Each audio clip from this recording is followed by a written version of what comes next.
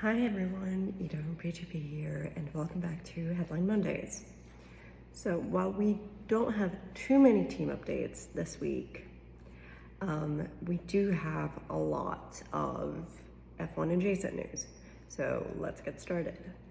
So, as for team updates, so it came out that apparently Ferrari's HP deal is worth 100 million per year in cash, which is, just to give you kind of an idea how big that is, it's very similar to Oracle and Red Bull's deal in terms of money. But what makes this deal special, dare I say, is that HP is also providing other equipment such as computers, 3D printers, etc. for the team on top of the cash. And then on more Ferrari news, we have that two key Mercedes employees are joining the team next year, and those two people are Jerome D'Ambrosio and Lake Sierra. Hope I pronounced that correctly. But this is all part of a, dare I say, switcheroo deal, because Simone Resta and Enrico Semco are from Ferrari are joining Mercedes come October. So they did kind of like a switcheroo thing. And then we have two more pieces of team news. On one hand, we have Haas, who's suing Gunther Steiner for alleged trademark infringement in his book, Surviving to Drive. And honestly, when I read that news, I was surprised, but also not surprised. Like, I was surprised about the timing of it, because that book came out ages ago, like while he was still team principal. But at the same time, I feel like because he's suing them for unpaid wages, I feel like they're kind of using it as like a quote unquote counter-sue move. Like, they were not going to do it unless he's going to sue them. But that's just my theory.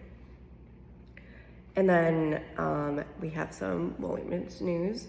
On one hand, we got the news that Alex Albon is extending his contract until 2026. But on the other, we also heard from James Vowles, the team principal, that Logan's seat is indeed at risk. So get ready for a potentially even silly season that also affects Williams. And then we have F1 adjacent news with Andretti saying that their F1 partnership with GM would rival Ferrari and Mercedes in size. So they're definitely not messing around, because top teams.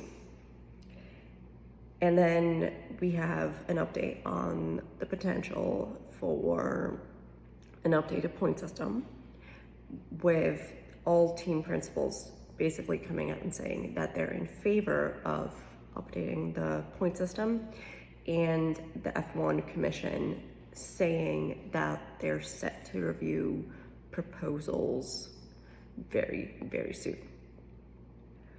And then the FIA came out and also said that ahead of 2026, they do want to make the car and therefore the halo lighter.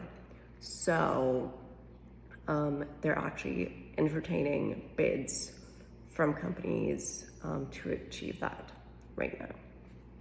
And then we have F1 boss Domenicali coming out and saying that they've heard what fans have to say regarding the sounds of the hybrid engines, and they're actually looking at different engines for 2030 that sound more similar to old school F1 engines to make it more entertaining for fans.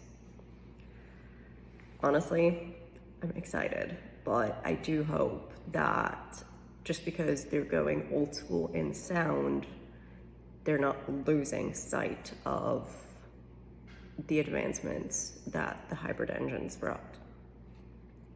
And then we have a cute tribute thing as well, because on Thursday, Sebastian Vettel organized a tribute run for Ayrton Senna and Roland Ratzenberger, who both lost their lives at the back then San Marino GP, now Imola GP, in 30 years ago. And the entire grid, F2 people, F3 people, and also key personnel in F1, F2 and F3 joined him on that run.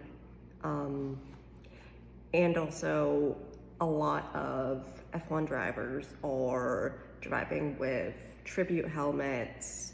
And most of them, I think, I can't recall whether it's all of them, but 99% sure it's all of them.